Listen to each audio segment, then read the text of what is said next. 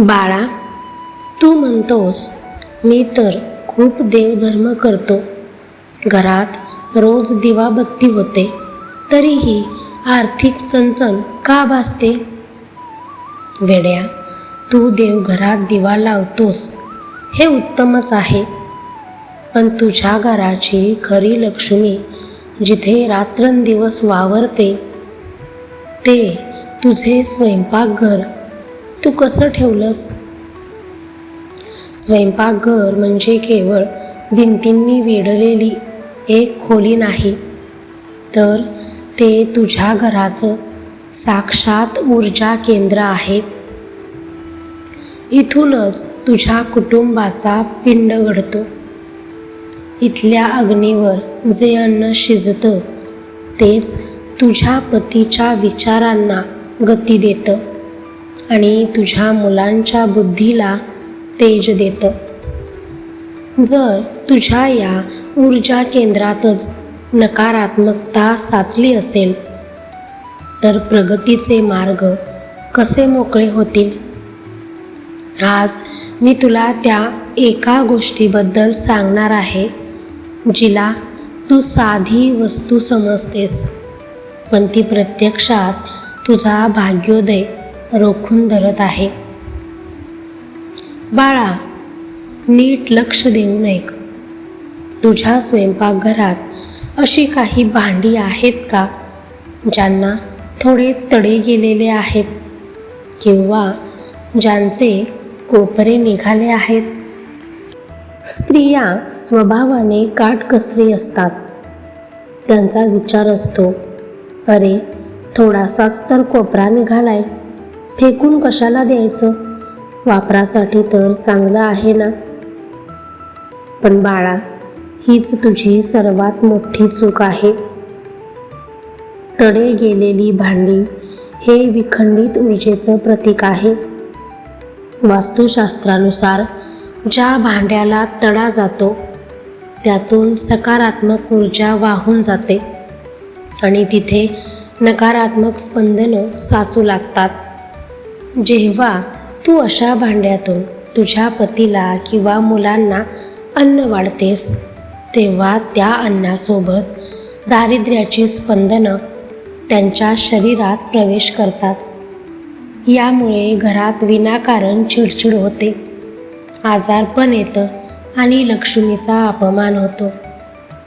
लक्षात ठेव, साक्षात लक्ष्मीला पूर्णता प्रिय आहे. जिथे भंगलेली किंवा तडे गेलेली भांडी असतात तिथे लक्ष्मी कधीच स्थिर होत नाही.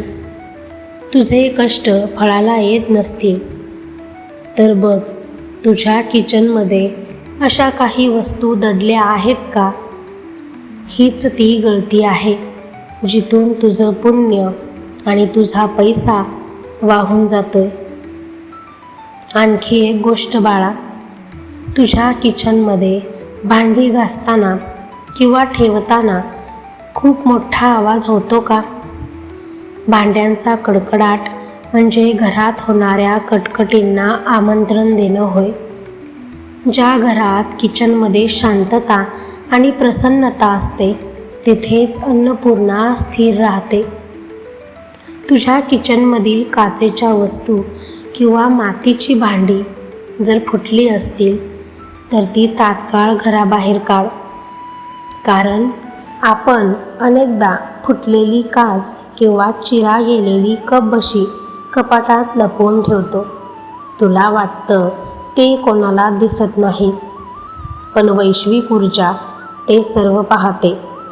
हे लपवलेलं दारिद्र्य तुझ्या प्रगतीच्या आड येतं.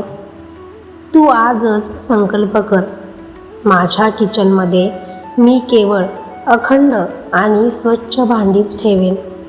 हा छोटासा बदल तुझ्या पतीच्या कामात यश आणि घरामध्ये बरकत घेऊन येईल. ही भीती नाही, तर हा निसर्गाचा नियम आहे जो तुझा स्वामी तुला सांगत आहे. बाळा, घराची शांतता ही केवळ भिंतीवर अवलंबून नसते, तर ती घरातल्या वस्तू कशा ठेवल्या आहेत यावरही अवलंबून असते. तू म्हणतोस, स्वामी, घरात काहीच कारण नसताना भांडणं का होतात? छोटी छोटी कारणं वादाचं मोठं रूप का घेतात? वेड्या, तू कधी तुझ्या स्वयंपाकघरातील त्या धारदार वस्तूंवर लक्ष दिलं आहेस का? सुरी, कात्री किंवा विळी या वस्तू आपण रोज वापरतो, पण त्या कशा ठेवतो यावर तुझ्या घराचं मानसिक आरोग्य अवलंबून असतं. धारदार वस्तू या छेदन म्हणजेच कापण्याचं प्रतीक आहेत. वास्तुशास्त्रानुसार जर या वस्तू तुझ्या किचन ओट्यावर, उघड्यावर, टोकाला किंवा समोर दिसतील अशा ठेवल्या असतील तर त्या घरातील सदस्यांच्या मनात तीक्ष्णता आणि कठोरता निर्माण करतात. जेव्हा तू अशा उघड्या सुऱ्यांच्या सानिध्यात अन्न बनवतेस तेव्हा नकळत तुझ्या मनातील चिडचिड त्या अन्नात उतरते आणि मग तेच अन्न खाल्ल्यावर पतीचा स्वभाव चिडचिडा होतो आणि मुलं ऐकेनाशी होतात. हीच ती मोठी चूक आहे जी तू रोज करत आहेस आणि घराची शांती स्वतःच्या हाताने कापून काढत आहेस.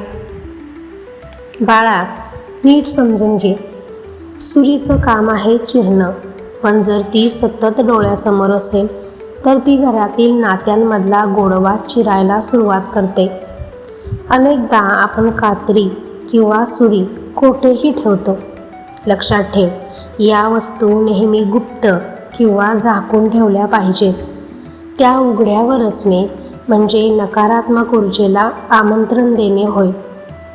जर तुझ्या पतीला विनाकारण राग येत असेल किंवा तुझं घरात पटत नसेल तर आजच तुझ्या किचनमधील या सुऱ्या आणि कात्र्या एका कोपऱ्यात लपवून ठेव. त्यांचं टोक कधीही वरच्या बाजूला किंवा कोणाच्या दिशेला नसावं. जेव्हा या वस्तू नजरेआड जातात तेव्हा घरातील आक्रमक ऊर्जा शांत व्हायला लागते.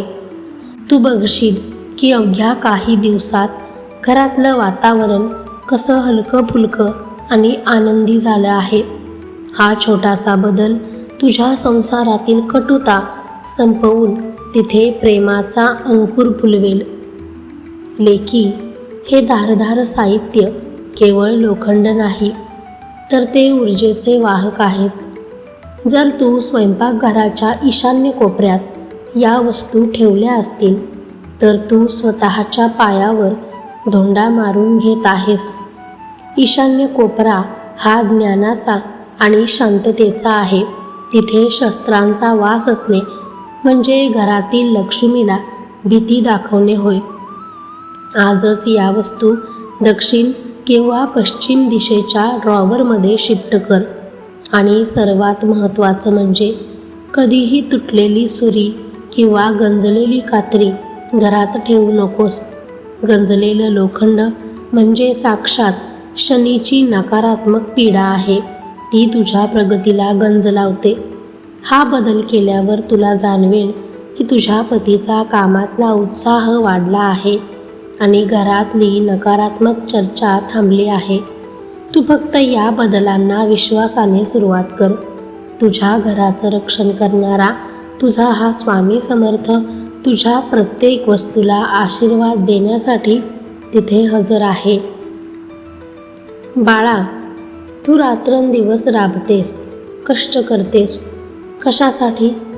तर तुझ्या कुटुंबाचं पोट भरण्यासाठी, त्यांना चांगलं आणि सात्विक अन्न मिळावं यासाठी. पण लेकी, तू कधी विचार केला आहेस का की ज्या ठिकाणी तू साक्षात अन्नपूर्णा देवीचा वास मानतेस तिथेच तू आजारपणाचं आणि व्याधीचं प्रतीक असलेल्या औषधांचा ढीग का मांडला आहेस? हो बाळा, हेच तुझ्या घराचं सर्वात मोठं दुर्दैव आहे. स्वयंपाकघर हे आरोग्याचं देऊळ आहे. तिथे अमृत तयार व्हायला हवं. पण जेव्हा तू अन्नाच्या डब्यांशेजारी, मसाल्यांच्या डब्यांशेजारी किंवा पिठाच्या डब्याशेजारी औषध ठेवतेस तेव्हा तू नकळत अन्नाचा अपमान करत असतेस.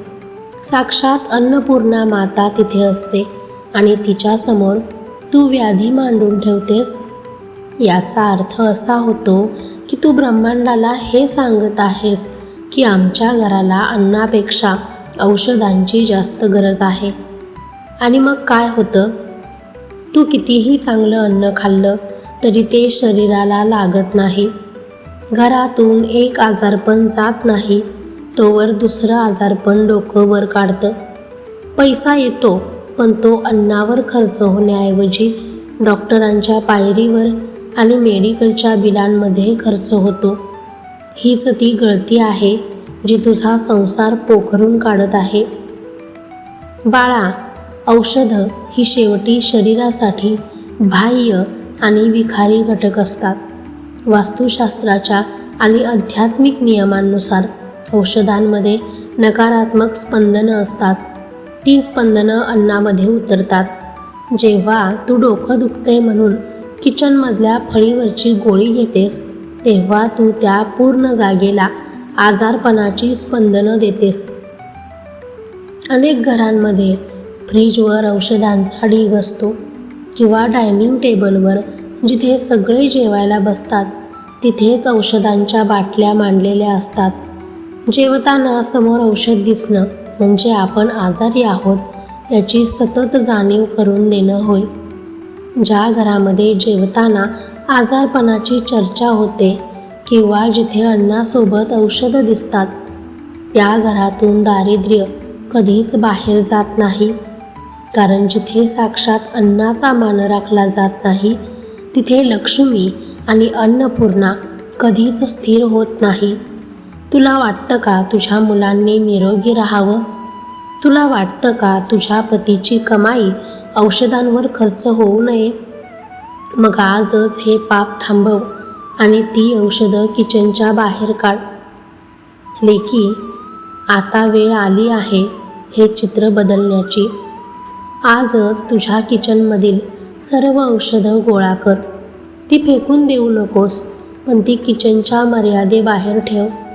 घराच्या हॉलमधील एखाद्या कपाटात किंवा वायव्य कोपऱ्यात एक वेगळा डबा करून तिथे औषधं ठेव.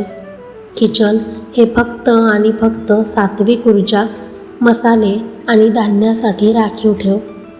जेव्हा तू किचनमधून औषधं बाहेर काढशील तेव्हा तू नकळत तुझ्या घरातून आजारपणाला निरोप दिलेला असेल. तिथे आता फक्त आरोग्याची आणि आनंदाची स्पंदनं असतील. तू बघशील की हळूहळू घरातील लोकांच्या गोळ्या कमी होत आहेत. पतीचा कामातला उत्साह वाढत आहे आणि मुलांच्या चेहऱ्यावर एक वेगळीच तजेत येत आहे. अन्नाचा मान राखशील तर अन्नपूर्णा तुला कधीच कमी पडू देणार नाही आणि लक्ष्मी तुझ्या तिजोरीत कायमची वास करेल. हा बदल करण्यासाठी तुला कोणाच्याही संमतीची गरज नाही, फक्त तुझ्या मनातील श्रद्धेची गरज आहे. तुझा हा स्वामी तुला निरोगी आयुष्याचा आशीर्वाद देत आहे. भिवू नकोस, मी तुझ्या पाठीशी आहे.